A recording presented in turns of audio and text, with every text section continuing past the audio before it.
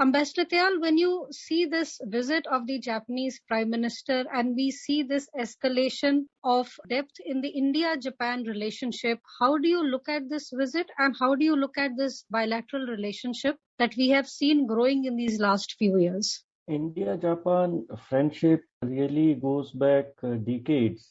This is the 70th year of the establishment of diplomatic relations. And we have seen that both India and Japan are democracies. Governments keep changing, but the intensity of India-Japan relations is ever strong. After coming to power, Prime Minister Narendra Modi since 2014 has injected a new energy in this relationship. This will be the 14th summit of Indian and Japanese prime ministers, which will being held today and tomorrow. It is very important because Prime Minister Kishida's, it will be really the first substantial meeting with Prime Minister Narendra Modi. Prime Minister Fumio Kishida is familiar with India because he has been Foreign Minister of Japan and also briefly Defense Minister of Japan under Prime Minister Shinzo Abe.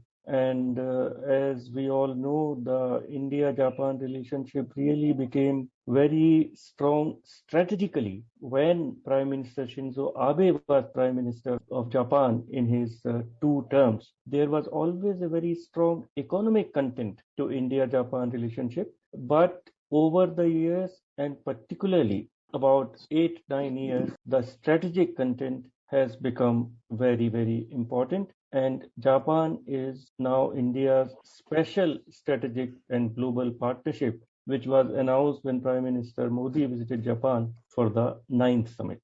Mr. Tyal, we also see that the visit of the Japanese Prime Minister is happening at a time when the Ukraine crisis is still going on. And we also see that both India and Japan are part of the Quad. Do you feel that the Quad, for example, gives both India and Japan an opportunity to deal with global crisis as we see in Ukraine in a unified fashion? Or do you feel that sometimes the individual interests of a nation may outweigh what a unified approach might be?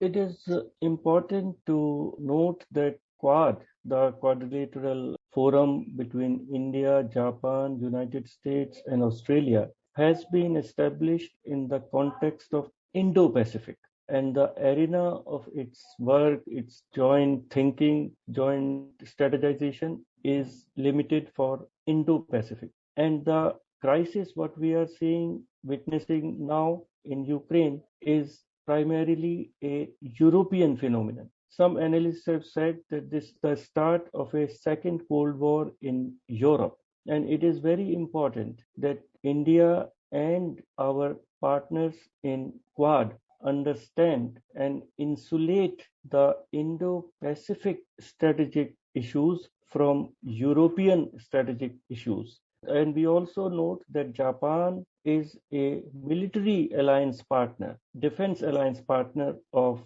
United States, as also is Australia. So India is non-aligned, and India has its own relationship with Russia, which is a very old relationship, very established relationship, and strategically a very important relationship. And it will be important for India's partners to fully understand that if India is strong, economically strong, militarily strong, whether we get our armaments from US, from Russia, from Israel, or from Japan, it doesn't matter. It is that Quad becomes strong, democratic forces become strong, and this will be perhaps an important aspect of the discussions between Prime Minister Narendra Modi and Prime Minister Fumio Kishida, that Japan should fully appreciate and understand the logic and the compulsions behind India's position on the Ukraine issue. Ambassador Tyal, we've also seen that the India-Japan relationship, and you mentioned it earlier, that the relationship has had a very strong economic tie to it. We've seen that Prime Minister Shinzo Abe, who was the Prime Minister before of Japan, in 2014 had announced 3.5 trillion yen in investment and financing over 5 years during his visit to India. And Prime Minister Kishida is probably going to reinforce the security economic ties. It is expected that he will announce a plan to invest 5 trillion yen, which is about $42 billion in India over the next 5 years during this visit. And this is according to a Japanese newspaper. How important is this economic aspect to the India-Japan relationship, and the fact that Japan is also investing into India heavily as India goes through this economic growth?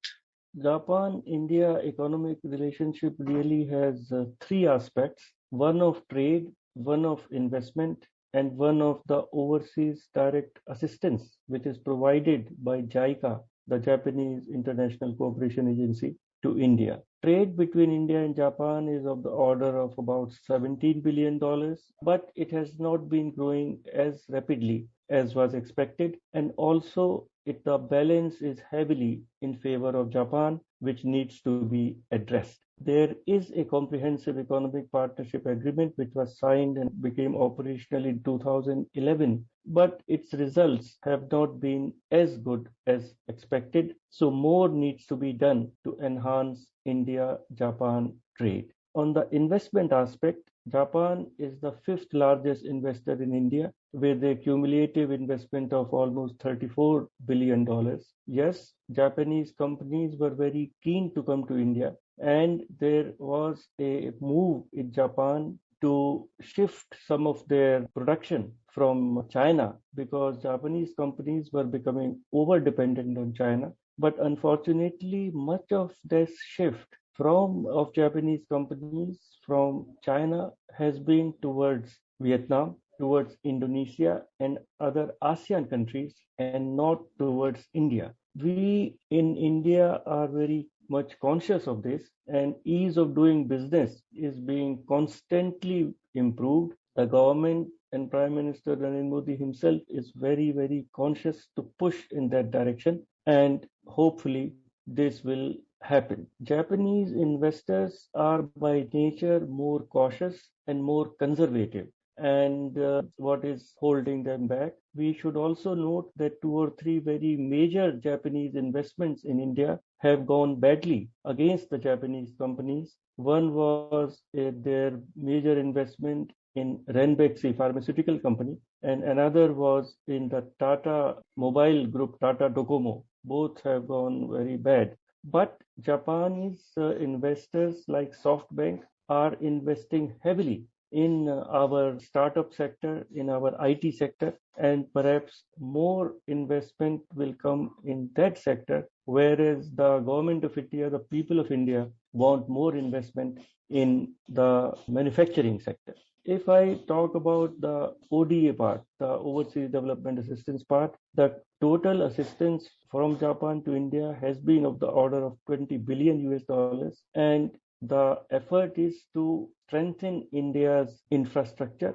We see that the Delhi Metro was financed partially by Japanese ODA, and we see how it has transformed urban transportation, not only in Delhi, but in other cities of India. The Ahmedabad-Mumbai high-speed rail has been an initiative of Prime Minister Shinzo Abe and Prime Minister Narendra Modi. It has gone a little slow because of the land issues, but the meeting of the two prime ministers today and tomorrow will give it a boost. And also, Japanese are committing a lot of assistance to Delhi-Mumbai Industrial Corridor, Chennai-Bangalore Industrial Corridor, and all these infrastructure projects will go to make India stronger and build a Atmanirbhar Bharat.